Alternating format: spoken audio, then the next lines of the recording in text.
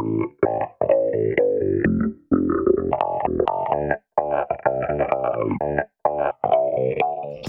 folks, Cody Powers with Focalcraft.com. Today we're going to learn how to take fantastic fireworks photos in about 7 minutes. We're going to show you everything you're going to want to know, the equipment you're going to want to bring, and just how you're going to want to prepare to get the best fireworks photos possible. You're going to blow your friends away with just how easy it is. But stick around and see how we do it. This is our basic setup right here. We need a tripod, we need a range of focal lengths, we need a shutter release so we don't bump the camera when we're opening and closing the shutter.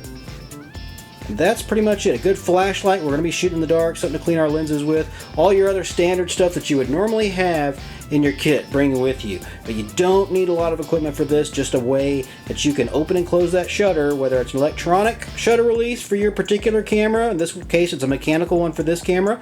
Range of focal lengths, your flashlight, and a good solid tripod. All right, let's get out of here.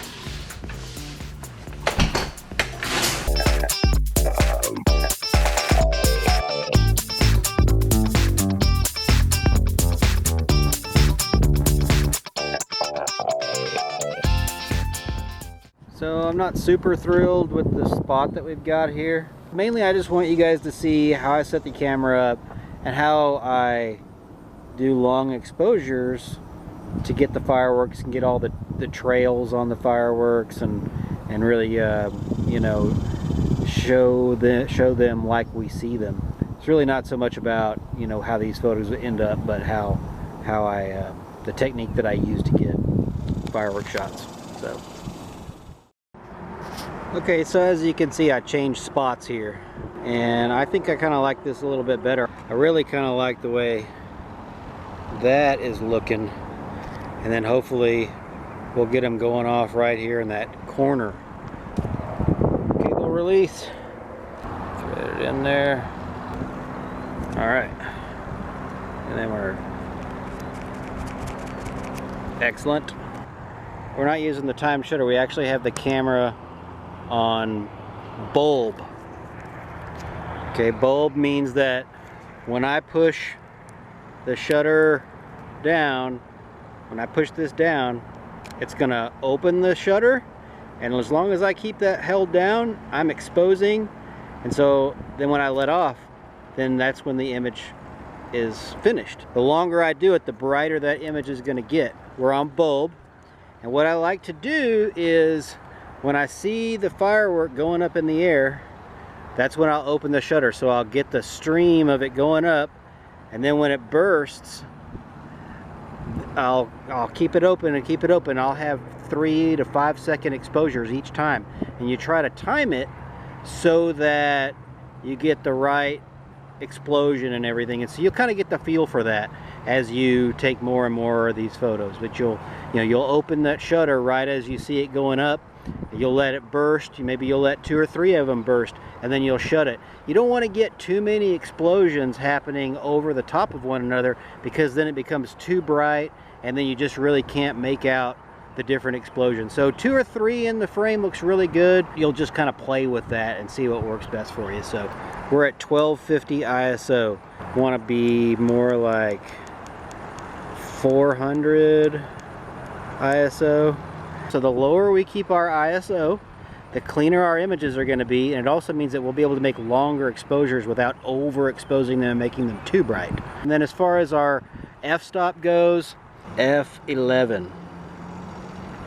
F11, that's going to give us nice, sharp, long depth of field. It's going to give us a lot of leeway with our focus. So f11 at ISO 400, and then on bulb. So you can kind of see what that looks like right now. So let's see, let's take one. We're at 1, 2 seconds, 3 seconds. That's what a 3-second exposure looks like right there. That's not too bad. And of course we're still in failing light. Obviously it's going to get a whole lot darker, and you know, we can play with our ISO. If our images are coming out too bright, we can always go down to like 200 ISO, and maybe even bring our f-stop up to f16 or something like that. Just kind of play back and forth with that, but don't go below f11. Probably stick around f11, f16, right around in there.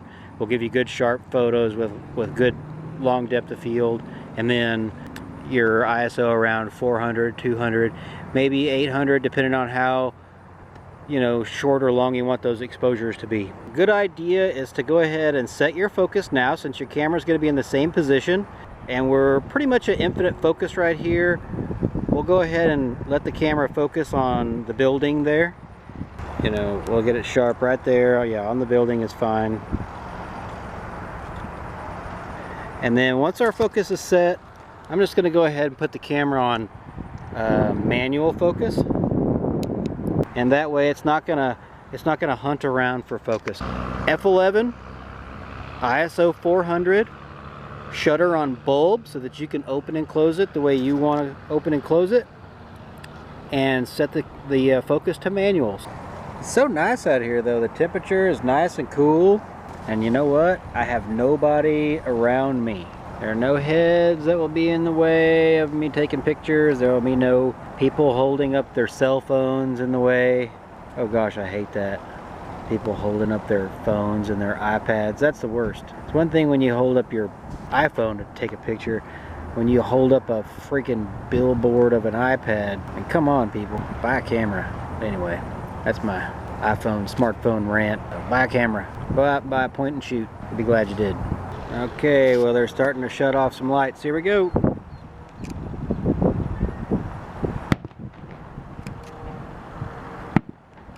Open.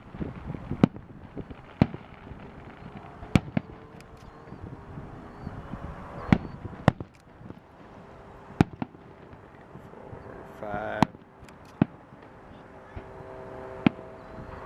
Let's go ahead and just a little bit. Bring it in a little tighter.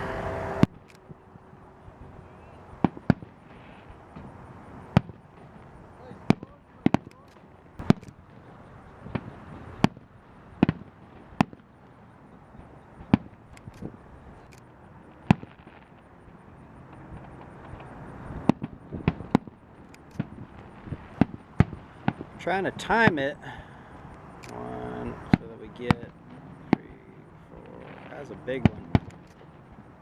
Don't want too much. 1, 2.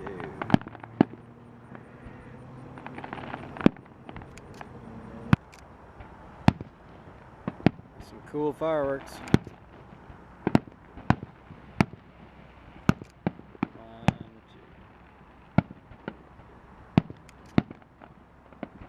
And so I changed my angle a little bit, my zoom just a little bit, just to try to get some different stuff and see what I'm going to end up liking during the whole thing. So, you know, it's not an exact science as much as it is just kind of knowing where I want to start at that F11, ISO 400 on bulb. And the rest of it is just kind of, you know, learning how to feel it. I want to break this up into several exposures so I don't overlap too much stuff and make the image too busy. I don't know if you can tell how I try to time it. And so when you make exposures of varying lengths, anywhere from 3 to, some of these have been 7 seconds, some are going to be brighter than others.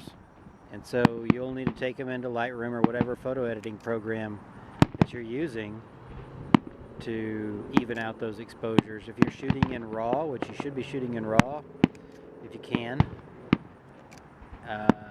you'll have a lot more latitude in messing with your exposures later in post. But if you can't, it's not a problem. It just gives you that much more room to play with things. This is a long display.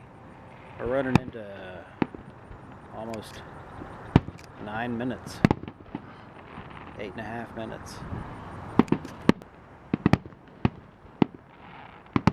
Yeah, this definitely is looking like the finale here.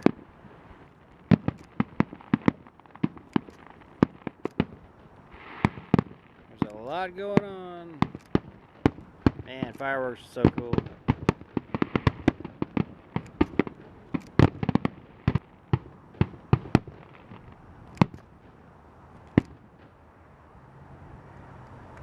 Guess that's it. Okay, well that was fun. Let's get packed up and see see what we got when we get home. I took a couple photos straight out of the camera and put them on Facebook. They didn't look too bad, but they're not edited or anything, so we'll see what they look like when we get them into Lightroom. Thanks for watching.